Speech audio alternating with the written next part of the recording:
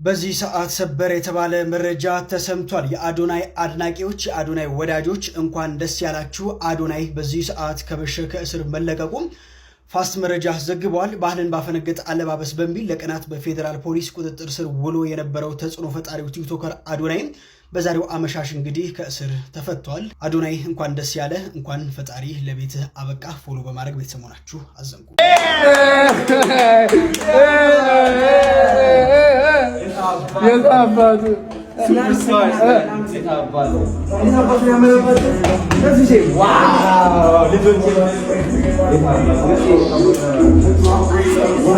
You guys are amazing. Luski.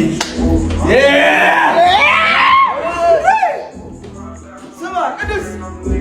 Not to look at that.